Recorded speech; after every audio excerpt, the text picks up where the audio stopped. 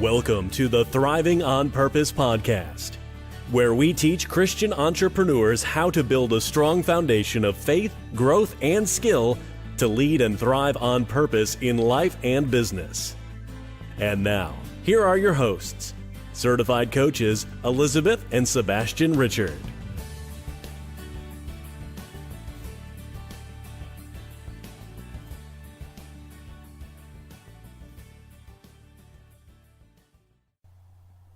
Hi everyone, welcome to another episode of the Thriving on Purpose podcast. I'm your host, Sebastien Richard, and I'm here with the love of my life, Elisabeth Richard. And this week we're really excited because we're doing an episode on success, but not just any kind of success. We're gonna dive deep into what makes successful Christian entrepreneurs. So this week we're gonna give you 10 principles successful Christian entrepreneurs live by. Right, Liz? Exactly. So as we know, as Christian entrepreneurs, we see what's going on in the mainstream media on social media, and we've read a lot of articles in Success Magazine, and we follow personal development, but there isn't much content that tells us what principles successful Christian entrepreneurs live by, because they do have different principles. There are different things that they live by. Yeah, since we have different values, we don't operate the same way on a daily basis. And basically, we march to the beat of a different drummer. And that's what it boils down to. So the Christian entrepreneur is a different breed of entrepreneur. It's something else. It's not quite the same as entrepreneurs out there in the world. You don't do yoga every morning, do you? Well, no. Actually, if you are a Christian entrepreneur, I hope you don't do yoga every morning, because if you do, maybe you should read about yoga a little bit. Anyway, all this to say that we're going to dive in and we're going to expound on these 10 successful Christian entrepreneur principles that you should live by, that we should live by, that we should apply to our own lives, that we sometimes are very successful at applying in our own lives, and other times we're like, at the end of a week that's been kind of off, we look back and go like, wow, epic fail. Okay, it happens, But Exactly. These are basically the ideal things that you should daily pursue and do and live and put your heart and pour yourself into. So number one, successful Christian entrepreneurs seek God's will daily. I mean, that's a given, right? You have to, when you get up in the morning, you know who you're going to serve today. It's not going to be yourself. You get up in the morning and you know you're going to serve your Maker. You're going to serve God. So you want to seek His will early on in the morning.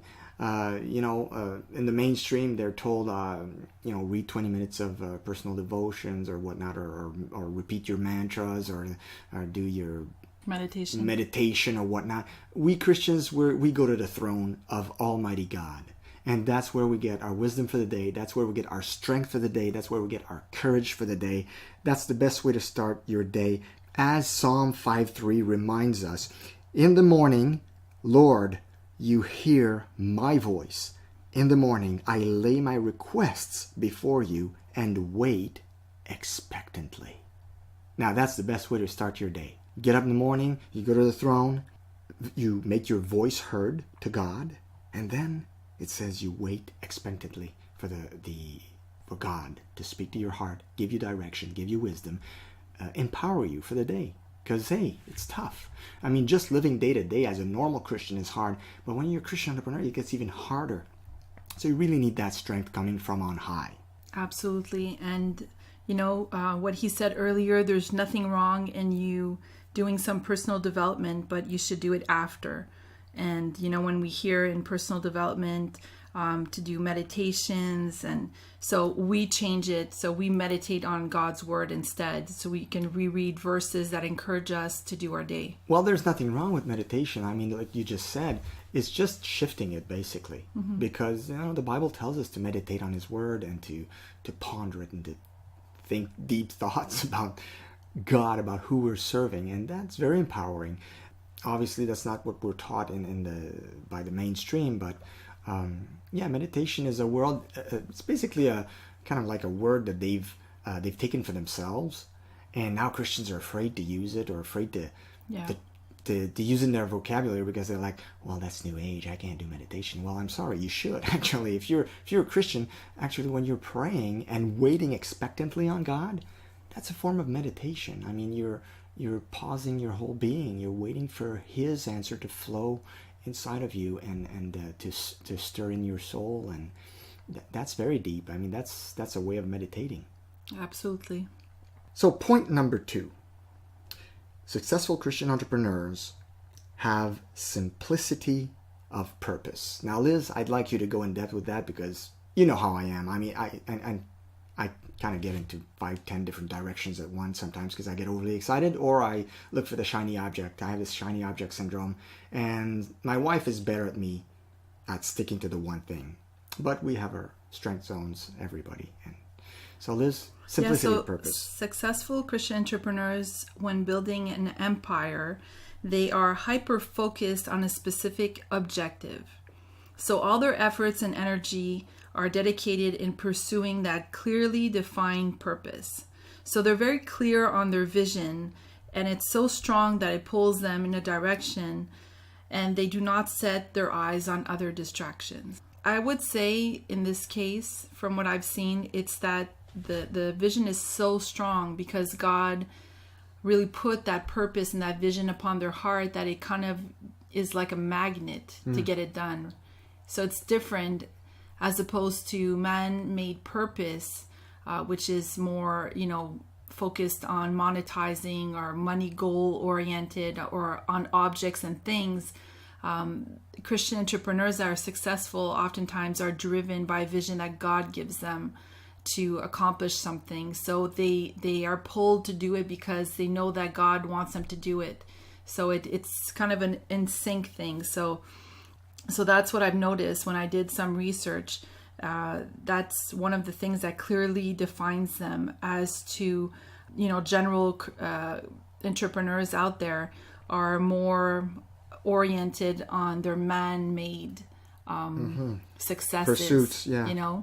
Not all. I'm not gonna bash all of them. I know some, do great things. And to it's help okay. people. I mean, it's fine to have success. I mean, yeah, and some no do problem have there. good motives. To yeah, create, absolutely. A lot of people want to help people. That's fine. Yeah, but I know what you're saying. I mean, as a Christian entrepreneur, it's a God-given purpose, and it's bigger, wider, more encompassing, more kingdom-focused.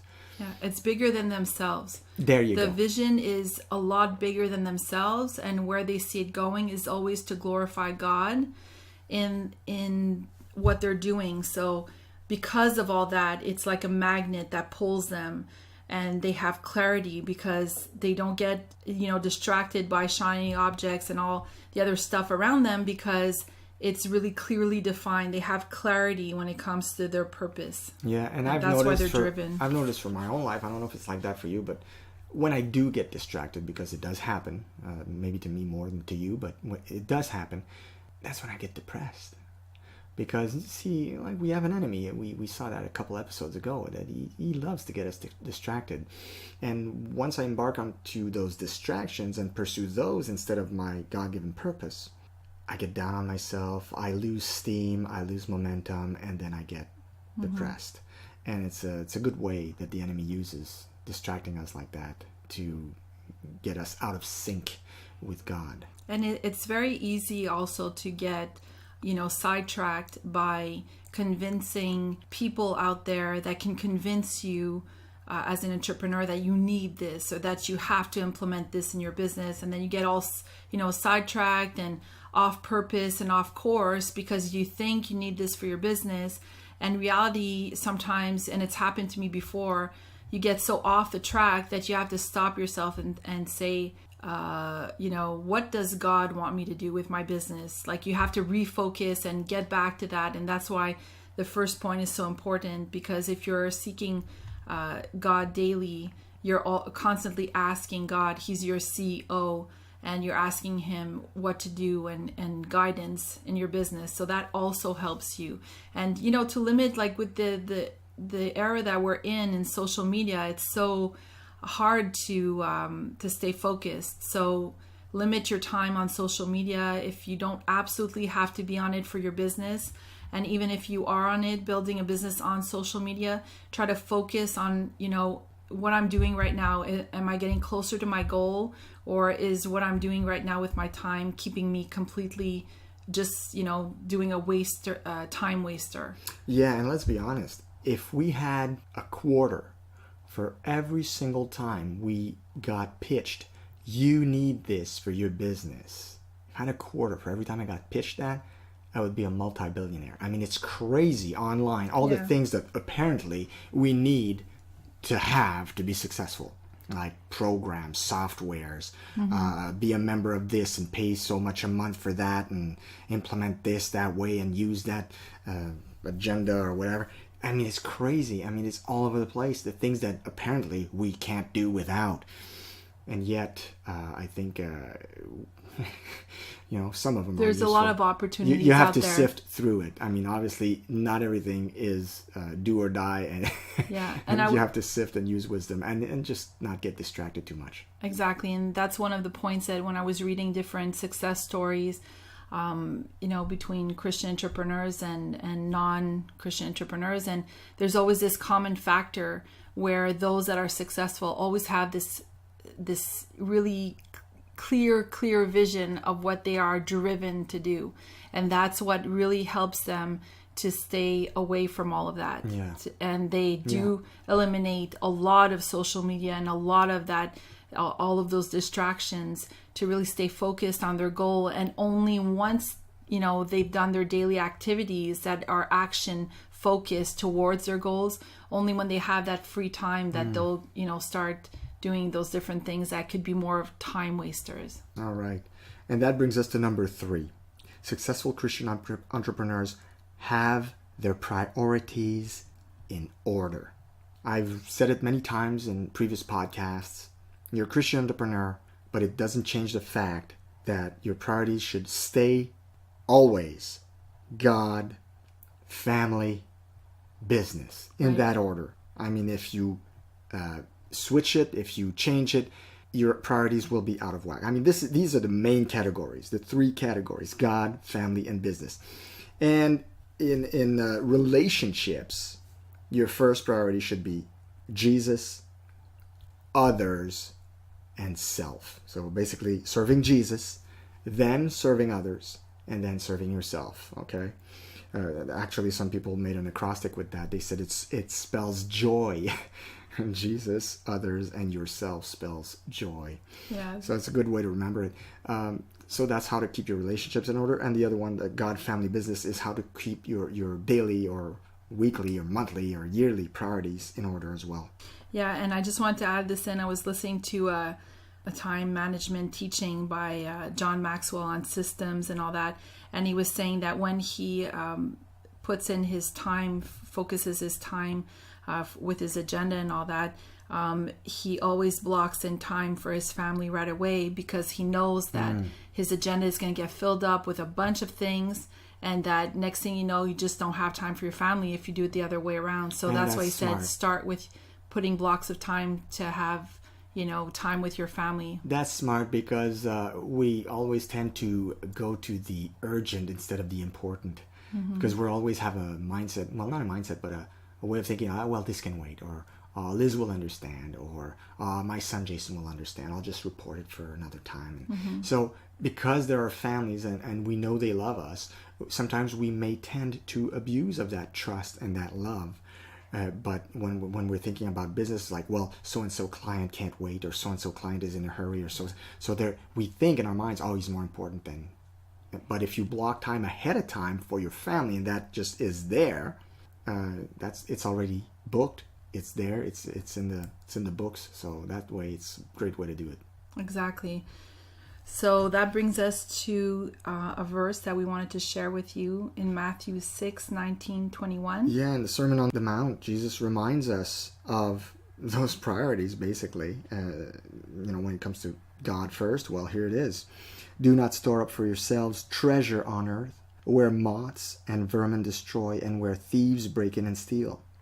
But store up for yourselves treasure in heaven, where moths and vermin do not destroy, and where thieves do not break in and steal. For where your treasure is, there your heart will be also. And this is so important, the last line. If your treasure is in your relationship with God, if it's in advancing his kingdom, that means your heart will be in that. And Proverbs reminds us that rivers of life flow from our hearts. And that is so important. So where your treasure is, your heart will be there also.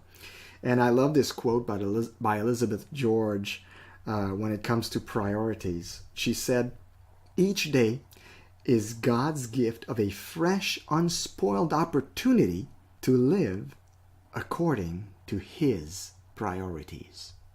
Now, that's putting it in perspective. So you wake up each day and you're like, isn't it wonderful to be alive today so that I can live to fulfill God's priorities? Right. That's the way you keep it in order. There's another quote by Chuck Swindoll you wanted to share with us, Liz? Yeah, he says, "My order of priorities reflects the level of my commitment to Christ. Whoever or whatever is in first place, if it isn't the Lord Jesus, is in the wrong place." Amen to that. Charles Swindoll. Amen to that. And I'll have you notice that most Christian entrepreneurs that are successful oftentimes have a good marriage and have been married for many, many years.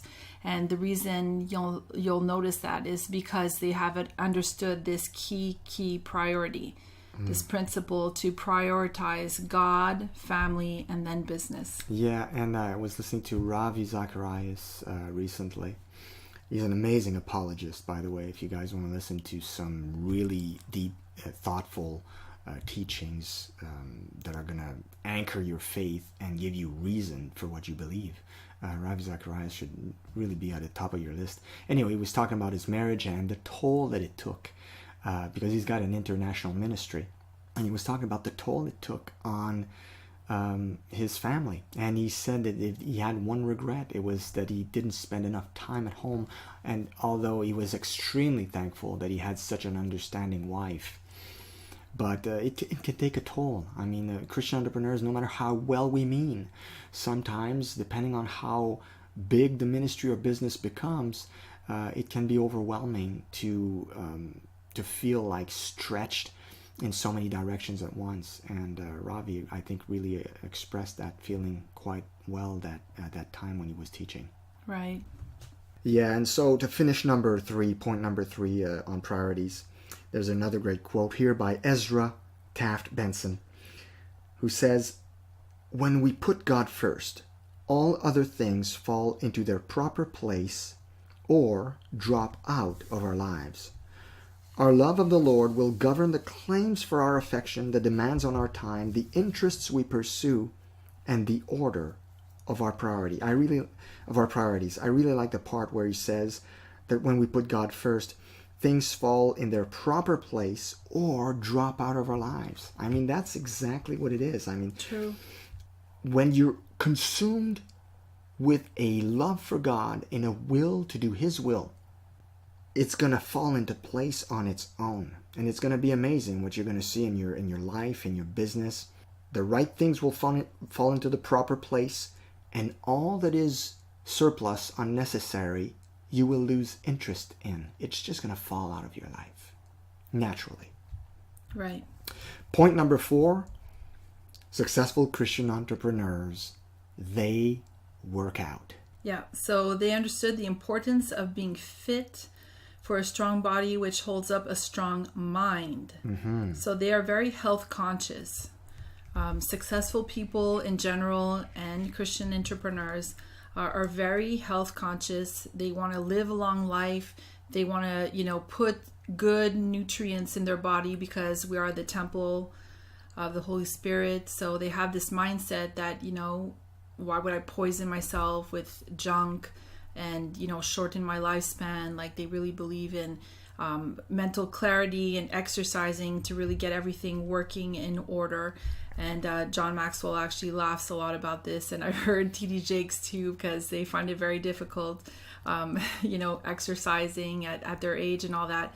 But we all understand the importance, and as you get older, it's about the heart and all that. So, and most of them do it. I mean, it's I've heard T.D. Jakes talking about his workouts. I've heard, and they're not like No, they're not Mr. Universe. I mean, obviously Yeah. you've seen how round TD Jakes is, and But he's working hard. But he's working hard. He loves his fried chicken, but he's working hard. But I'm not taking a hit on TD here. I myself have to implement that better. But I was just noting to Liz today. I saw a picture of Craig Groeschel. He was on a stage and he had his arms in the air. I said, "Did you see the size of this guy's arms? He looks like Mr. Universe. The guy has huge biceps. If he were my pastor, he's not, but if he were, I would really walk the line. I mean, I'd be really scared. I don't want this guy to say, 'Come in my office.'" It's huge arms. I mean, this guy could crush a man in half.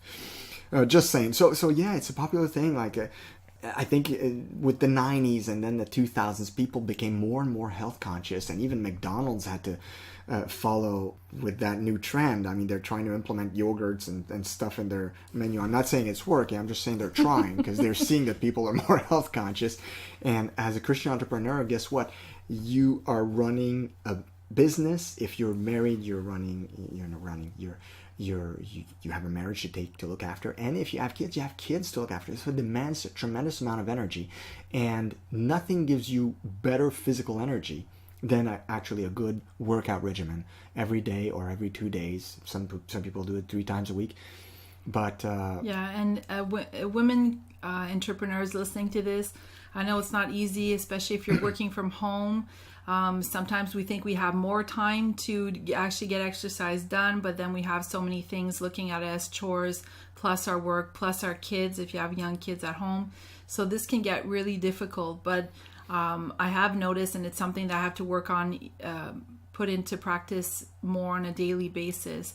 But I have noticed that when I do work out, it really does help me to stay focused on what I'm supposed to do. I have more energy, so I'll be able to even work sometimes in the evenings if I have to, and not doze off on my computer.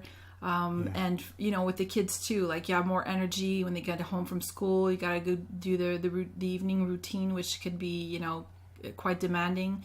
So all that together, it really does make a difference. And so I find that nothing clears the cobwebs in our minds better than a good workout. It's amazing how just like getting that blood circulation flowing in that body and that heart rate going, and how that somehow makes us think better. Yeah, it does. It is really cool about the workout, what it does to our minds. So point number 5, successful Christian entrepreneurs are time management focused. Clutter wastes your time. Setting daily goals, then weekly goals and monthly goals, and then 6-month goals is a great way to be more successful. Not only as a Christian entrepreneur, but as an entrepreneur, period. I mean, time management is, in more ways than one, an entrepreneur's best friend. Exactly. And I know a lot of entrepreneurs use Evernote and tools like that online to plan their week. So a really good time to do that is on a Sunday. You don't have to take the whole day, obviously, but you can just take a little, half hour in your Sunday afternoon when everybody's doing stuff, and you have some free time, or it could be in the evening, and you just plan your week. Successful entrepreneurs will plan in quarters. So every 3 months they have a project that they want to accomplish. And so I was looking into a really good planner that is highly recommended by entrepreneurs, is the Michael Hyatt's planner. It's called Full Focus Planner. The whole concept of it, I'm going to leave you a link at the end of the podcast to check it out, is that it really, like we've seen that a lot of entrepreneurs kind of lose focus when they don't take things into small bites. So the idea is that it's a 90-day achievement cycle, so that your planner is all like in the crux of 90 days, basically. And they send you one every 90 days. So they teach you how to use it. So you have videos teaching you how to use it so that you can maximize your planning. So you have daily focus, you have daily planning, you have weekly planning, you have monthly planning, and they also plan 6 months in ahead and a year in ahead. but they really try to do goals that are, like what I call daily method of operations and weekly method of operations, so that you really maximize and get those goals done. So the whole thing is really focused to really get you great results. So I encourage you to look to check that out, because I really think that out of all the planners that I've seen out there, I really think that this is one that is really good for somebody that's has a hard time focusing, or needs something that's more set on a daily basis, able to get back to that regularly to stay focused. So what Liz is saying is that she got me one for my birthday because she saw the necessity for it. It's in the mail. It's coming. It's in the mail. No, but I also I am going to get one, and I do know an entrepreneur that does use it, and he's extremely focused on systems and blocking his days, and very goal oriented, and he really does accomplish the goals that he sets out to do. So when he recommended this planner, I thought it was great to mention it to you, and I actually looked it up then, and I said, wow, this is really good, because there's actually a mini course that's done with you by Michael Hyatt that really explains exactly how he goes about it and why he's so effective, right? And it's one of his strengths, Michael Hyatt, daily planning, monthly planning, weekly planning. It's always been one of his MOs, and I think he's a great teacher when it comes to that stuff. Exactly. We encourage you to check that out. And there's a clip that we'd like to play for you. It's a clip. I was listening to time management about systems and all that by John Maxwell. Because believe it or not, when we have a podcast to do, we prepare ourselves. We do listen to some content. Absolutely, a lot of content. So, and I thought this was really, really gold. Like, this clip was really funny, but it was to show you to what extent, to what measures some Christian entrepreneurs, how they're thinking. It's their thinking that's so different, and that's what makes them successful, because they aren't focused on the same things that we are at times. They've really tweaked their minds to think in different ways and to really focus on time management as if, they were going to run out of time tomorrow and have like 1 hour less, and the next day 1 hour less, and the less. Well, you know what? We're joking around, we're kind of finding it funny, but at the same time, they're very kingdom conscious. Yeah. Those Christian entrepreneurs who do it like that, they know, because we are all, whether Christian or not, we're living on borrowed time. Right. And I think that Christians, oftentimes, we take that time for granted. And, whenever we're doing an activity that is not glorifying God, that is not making the kingdom go farther, that is not helping us in our personal growth, in our relationship with God, this big fun and entertainment mentality that we have in today's society, it's detrimental for a Christian entrepreneur. I mean, oftentimes I find myself doing things like, what have I just wasted my life, not my life, but my time on? Sometimes you watch random, you go on YouTube, you want to search for a certain thing, and then you see another ad for another video, and then you click on the other video, and then the other, and the next, and the next, and then 5 videos later, you're like, what am I watching? I was like, I'm wasting my time here. And you just look at the clock and you realize you wasted an hour. And it's very insidious. And the iPhone too, right? The iPhone, we're used to being a world of technology where we want to, have these gadgets that help us to be more time, to manage our time better. So we have all these apps.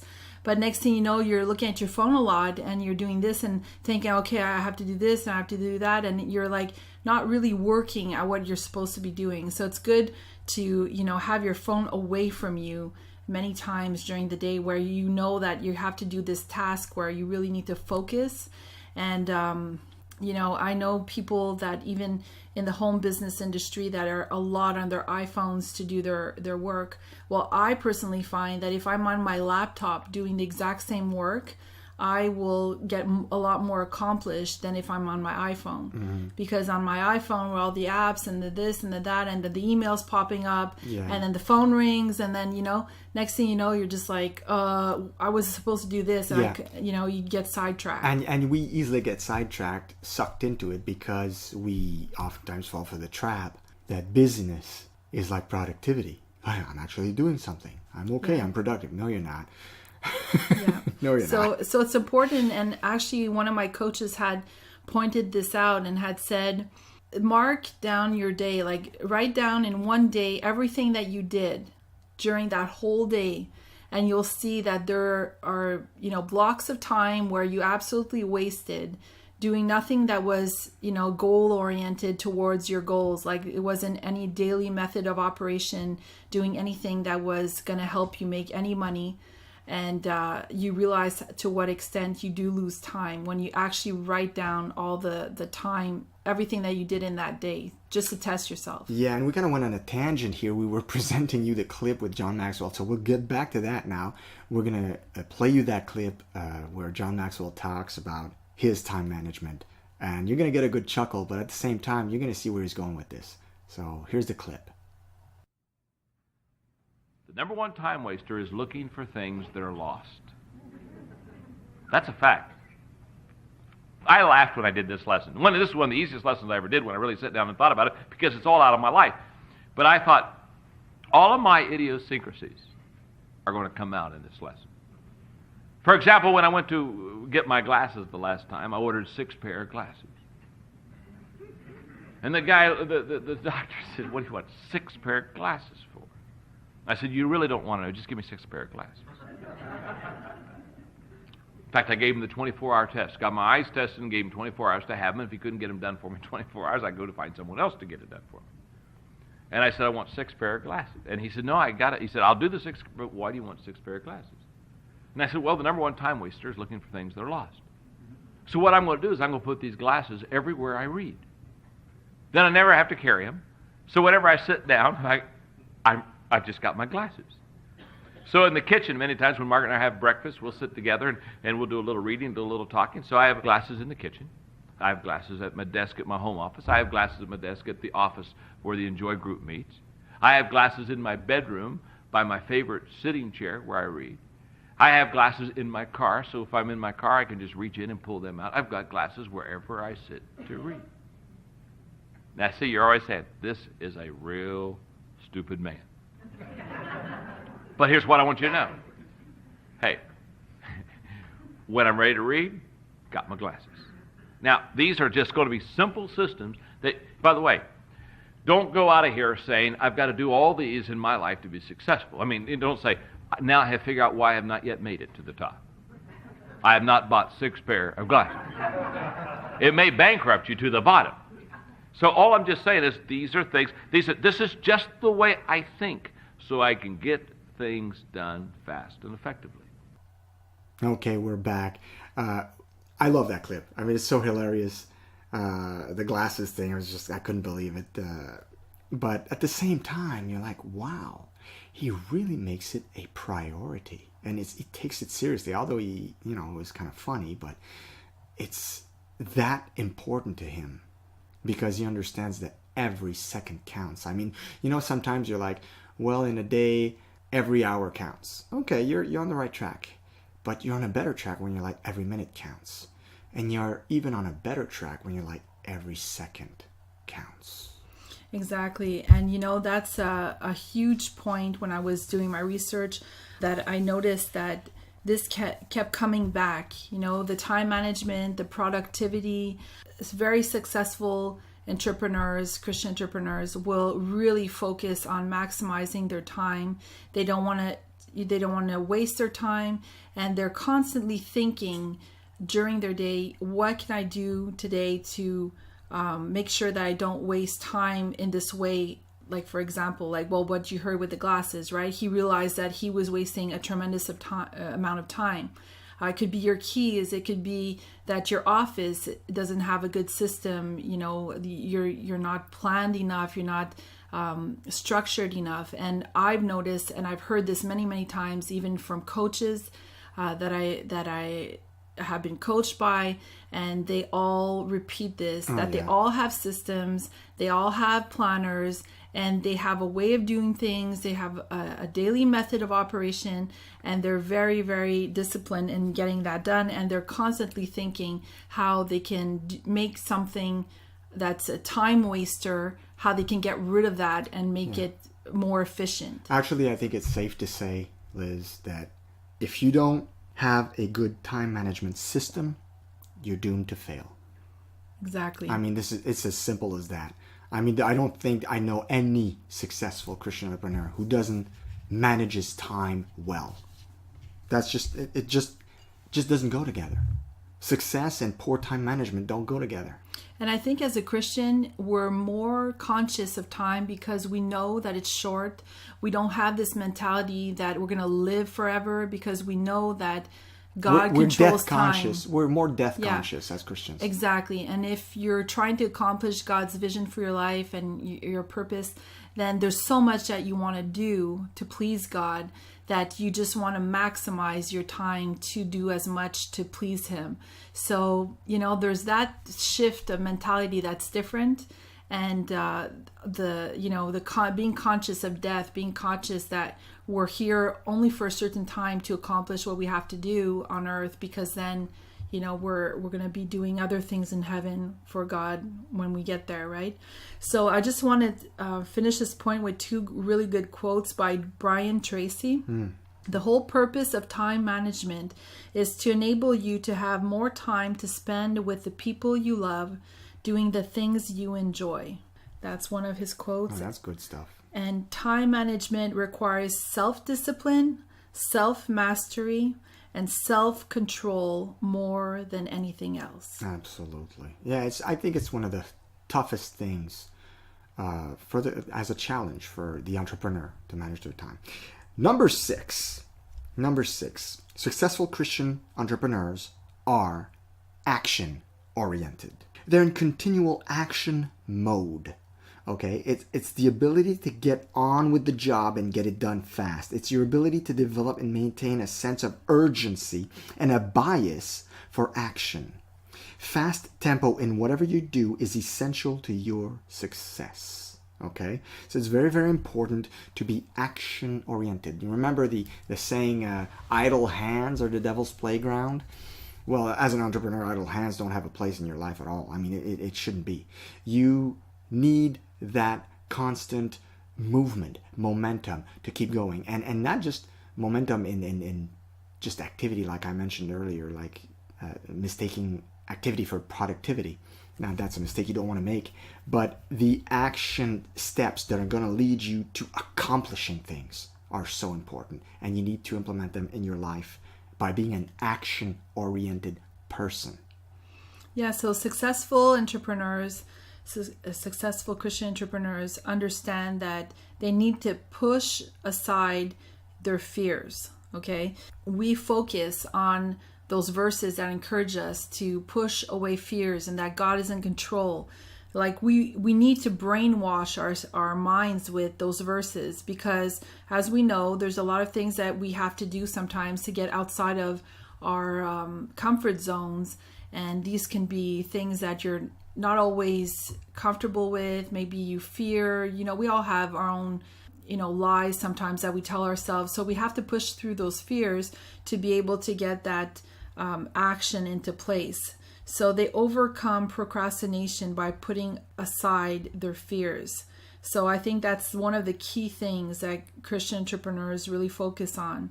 So courage basically is a great tool to help you be more action-oriented. Exactly. Yeah, it takes courage. So number 7 is they are self-disciplined. So your ability to discipline yourself, to master yourself, to control yourself is the most important single quality that you can develop as a person. So the habit of self-discipline goes hand in hand with success in every area of your life. So in Proverbs 19:20, it says, "Listen to advice and accept discipline, and at the end you will be counted among the wise." That's a good verse. And in 2 Timothy chapter 1, verse 7, we read, "For the Spirit of God For the Spirit God gave us does not make us timid, but gives us power, love, and self-discipline. According to some versions, it's a sound mind, but other versions mention it as self-discipline. That's interesting. And in 1 Corinthians chapter 9, verse 24, do you not know that in a race all the runners run, but only one gets the prize? Run in such a way as to get the prize. And I love this verse because, as Christians, we're oftentimes try to mellow ourselves down, like, well, the important is just participating and everything. And yet Paul here is reminding us of the importance of winning. He wants us to be winners. God wants you to be winners. Even if you don't win, you run as if you're gonna win. As if you're gonna win. God doesn't want slouches on his team. He wants people who are self-disciplined and who are dedicated to constantly improve themselves. And it reminds me of the 70 resolutions of Jonathan Edwards. Jonathan Edwards was the leader in the Great Awakening back in the 1700s. And the man was a typical bookworm, very, very studious, always digging deep in theological questions.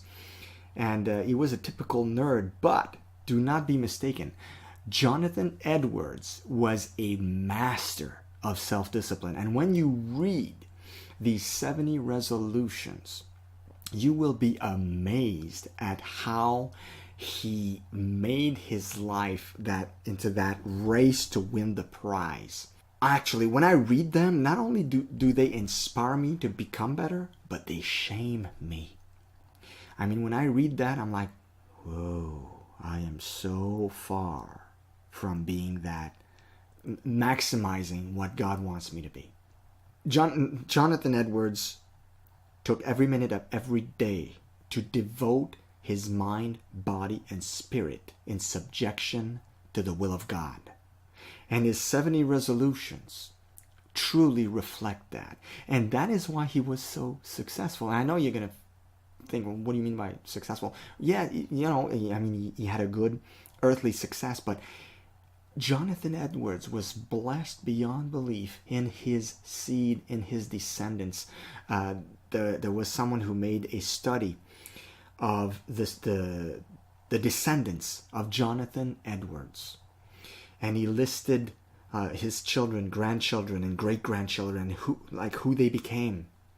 It was astounding to see how God blessed this one man's descendants to a degree that is absolutely wow. I mean, you had college professors, doctors, lawyers, men of state, incredible influencers in this one man. His descendants. It was just incredible. So if you guys, we think today, like, I'm going to read a book by John Maxwell, I'm going to read a book by Miles Monroe or T.D. Jakes, and it's going to give me, motivation, or it's going to sharpen me. And I'm not saying they won't. They are excellent authors. They're great people to follow today. But if you want to have your mind blown, read those 70 resolutions of Jonathan Edwards. And you'll feel like he was a spiritual giant, but you'll feel yourself like a dwarf. And it's a good feeling. Trust me, it's not a bad thing. You wanna emulate these great people of history. You don't want to be following people that just won't call you to greatness, basically. Right. And I think those 70 resolutions are just that. I mean, it's just incredible. Absolutely. So that brings us to number 8. They limit what they tolerate. So successful Christian entrepreneurs don't cultivate success from their wants. They extract it from the world by limiting what they'll tolerate. So they don't tolerate incompetence or unhelpful people.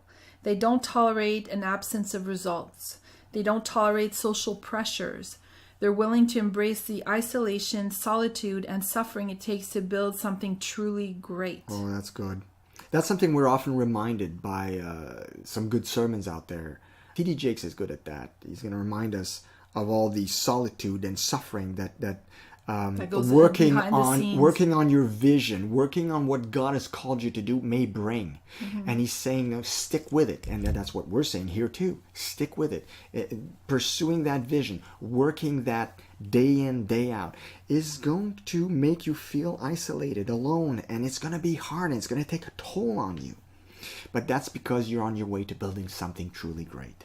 Exactly. And that's why it's also important to eliminate the things that are not important, right? Yeah. So I was reading here, and I added this statistics here. Oh, that blew my mind. They were talking about billionaires in the research I was doing, and they said billionaires are the 1% of people who tolerate what 99% of us avoid, and generally avoid what 99% of us tolerate.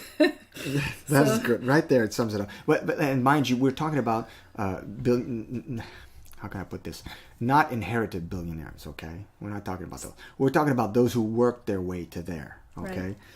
So they are constantly optimizing their lives. They are asking themselves on a daily basis, where is the operational drag in my life? What can I get rid of today to make tomorrow better? And I like this 8-point that says they limit what they tolerate, because as Christians we're often preached to be patient, be loving, be kind, like kind of embrace everybody and everything.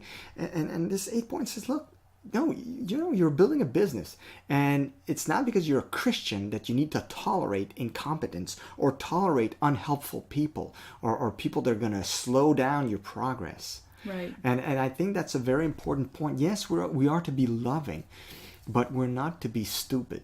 I think at some point you gotta look at the people that are with you in this, and evaluate: is this person helping me go forward? Is this person actually contributing or not? And if they're not, why are you keeping them around? Seriously, I mean, you're building something great here, and you're not going to build something great with people who aren't great. Right. Okay. And number 9, they rely on other people. So successful Christians don't just occasionally lean on other people. They absolutely rely on them to make it through each day. So you may have a personal assistant, maybe you have a VA, so that's a virtual assistant helping you out.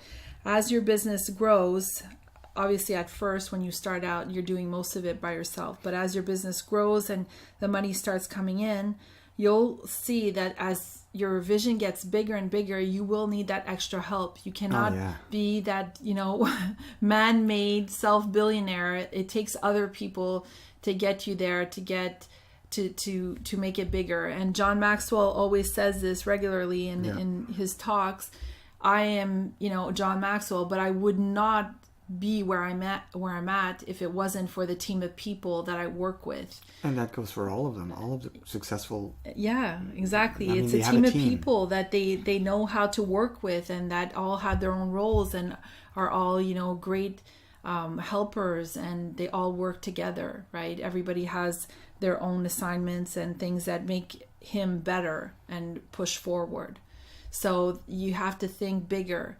I know a lot of you entrepreneurs, and a lot of people just want to do it themselves, and there's certain things that are just time wasters, okay, that you can get somebody on Fiverr to do inexpensively, that it's worth the extra money to pay to outsource, to have more time focused on what's important that only you can do. Exactly. It's going to help you to focus on your strengths. As you reach the next level and the next and the next, you're going to see the need to have more people on your team that are going to take care of the nitty-gritty that is dragging you down, because there's some things that only you can do on that team. And for the rest, you're going to have a good team. You're going to put together a good team that are going to take care of all the rest. Yeah, and that applies to the household as well.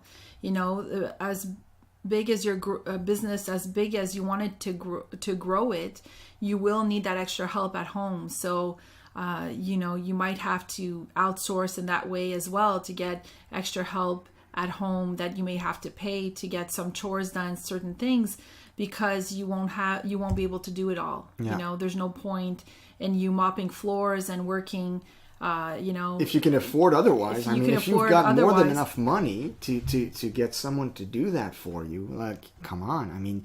I know as Christians we're taught, well, it's not responsible if I don't do it myself, and it's my home, I should take care of it. But as you reach new levels in your life, and God allows for that to be taken care of by someone else, why wouldn't you? Exactly. Seriously. Because if you have a vision, you're building towards that vision that God gave you, well, you're going to want to focus most of your efforts on what gets you there faster. Exactly. And it won't happen by mopping the floors, if you can afford otherwise. Like I said, if you can't afford it yet, that's no problem. Just keep doing it. We still mop our own floors, but when you reach that second level and third level and fourth level, you're going to have to change the way you see things and how you build that team around you. Exactly. And we do, like, there are certain things that we've seen that are time wasters that we know that we need to delegate. I think that's one of the biggest time wasters, because entrepreneurs are very innovative and they want to do everything themselves, and they see this and that, and I want it like this and I want it like that, and they're very perfectionist in their ways when it comes to their business, because a lot of them have that trait. But it could be dangerous in that way. If you want to always do it all yourself all the time, your business will not get very far, And we hear a lot about it in the home business industry by coaches talking about this, to outsource, because with social media, with everything that we're doing today that it takes to get visibility online, there's a lot of time wasters, tasks that you can get done by a virtual assistant. It's really not necessary to pay for these. To not pay for it and to do it yourself and waste hours a day. And I think it was John Maxwell who said, nothing of lasting value was ever accomplished by an individual acting alone. Exactly. So you're not a one-man show, you're not a one-woman show, and that's perfectly okay.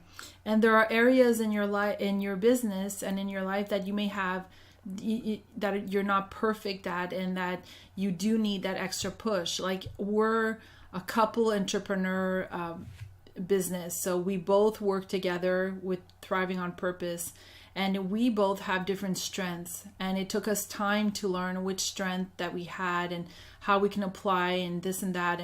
And so, if I was working alone and I didn't have Sebastien, then I would have to hire somebody to do exactly what I'm lacking.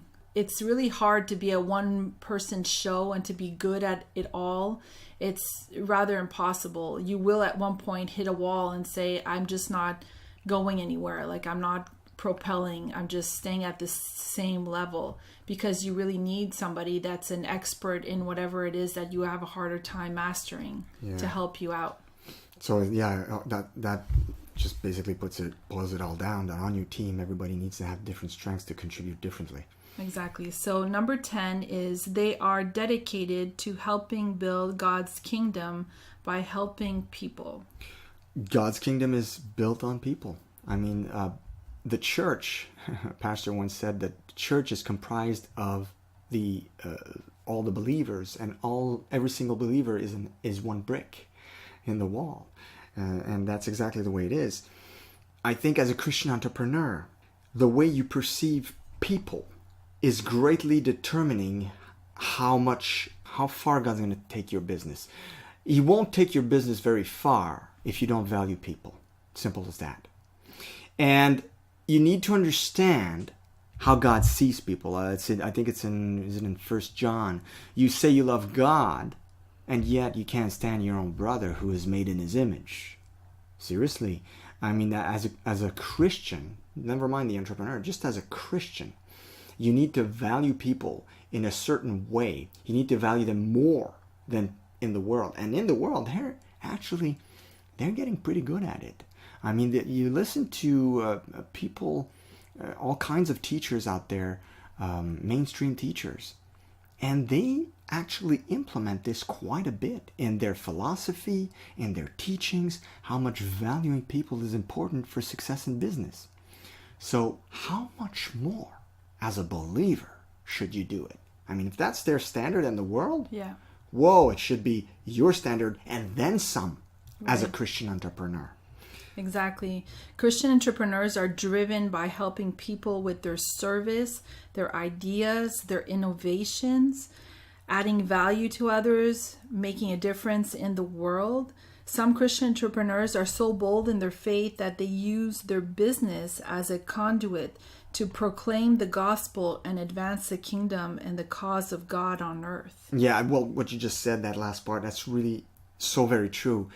For some, their vision is like, for example, they're like, I can't wait to reach so and so level of success so that I'll be able to do more for the kingdom. Right. More for God, preach the gospel more, print out more tracts, or implement certain principles through my business. For example, buck knives. I don't know if some of you out there are hunters or like to do that on weekends or whatnot, but buck knives are probably the best made knives in America. They're very well known. And I was given an outdoor knife by my wife a few years back for my birthday, and it came in a box, and as I opened the box, I smelled the leather, and it was a wonderful experience for me as a man. But there was also a paper in the box, and on that paper was kind of like the Buck Knives mission statement. And it was very inspiring because they basically said that their business wouldn't be possible without glorifying God. And they had a verse, I think it was John 3:16. Anyway, it was like a small evangelical paper inserted in their box, and they're basically taking a bold stand. And I thought it was amazing because I'm like, wow, they sell, how many knives do they sell? They must sell quite a bit. And I don't know if it came in all the different kind of knives they sell or whatnot, but it's part of the philosophy of that business to say to themselves, hey, every knife we sell, we're going to preach the gospel through it. Now that to me was very inspiring. And the same thing with the John Maxwell team. I mean, you guys know Liz and I are both certified John Maxwell team coaches. But what you probably don't know is that every year, there are 2 events every year that are held in Florida, where the whole John Maxwell team members are invited to go, and it's 3 days of intense training, and we get incredible value. John is there and he teaches us and all that. But most people don't know that the John Maxwell team itself is a secular organization. They basically form coaches and teachers, leadership trainers, but they are a secular organization. However, every training, John spends a whole day, and it's usually held on the Sunday, where he basically preaches his guts out. He's on stage over there presenting the gospel to the attendees, who are John Maxwell team members and coaches, of whom some are not saved, of whom some have not made a commitment to God. And John takes that time to use that platform to preach the gospel to his team members. And I find it so inspiring that every time he does that. Absolutely. And I've actually seen, I think in one of the events, it was in the middle of the week, I think it was on the Wednesday morning, where he told people in advance that on the Tuesday night, he said next day was going to be a religious service, and that all people were invited, even those that weren't people of faith, that he said it. Yeah, he called and it ended up, faith, yeah. And everybody pretty much ended up showing up because they didn't want to miss out, right? They didn't want to miss out. It was full, jam packed. And at the end, he did an altar call, and there was tons of people that came in front to give their lives to Christ. So, you know, there's so many clever ways that you can make an impact on non-believers with your business and impact people. And I've seen a lot of Christian entrepreneurs, even on Instagram, creating all kinds of really innovative, amazing businesses that empower and help other Christian entrepreneurs. To help, you know, build. Well, thriving on purpose, that's our vision. I mean, when I first founded the business, I thought I was going to be. I had very lofty expectations of myself. I thought I was going to be a second John Maxwell, and make a secular organization, you know, with Christian principles. But then later, as I went forward, I was like, no, you know, that's not me. That's not who I am. I really want to edify God's people. I really want that to be center of Thriving on Purpose. So we're basically using our business to encourage and help other believers. Not all Christian businesses are like that, or not all Christian entrepreneurs have that type of vision, and that's perfectly fine. But there's always, like Liz said, clever ways that your business can become a conduit for God's glory.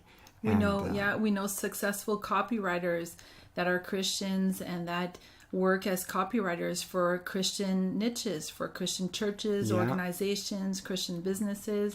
There's all kinds of clever ways to help God's people. My copywriting coach, actually, Joshua Boswell, he has a very successful copywriting business that he started for himself, and he said that the greatest reward he gets is when he helps non-profit organizations get those much needed funds. So when he writes a letter for a nonprofit and it really works and it gets to that percentage where they get the response they need from the letter, he says he's in seventh heaven. Right. For him, that's the best feeling in the world. Absolutely. So we hope that this podcast has encouraged you as Christian entrepreneurs to really apply these principles. We all have to work on them. These are all principles that, you might have some areas that are lacking, but I hope that this really helped you to see where you need to get on track and where you need to focus, maybe fixing and working on those points so that you can really maximize and be a powerful Christian entrepreneur for God's kingdom. Yeah, and if this episode has really helped you and you're like, this has really helped me and I want to give back to these guys, they're awesome. Because it's okay to think that. We won't object if you think we're awesome. And if you do think we're awesome, it'd be great if you left a review. He's joking. No, I'm actually happy if they think we're awesome. But if you guys really felt encouraged and you want to give back, the best way to give back is to leave a positive review on iTunes or other platforms where you might be listening to us. So have a great week. Be blessed. And thrive on.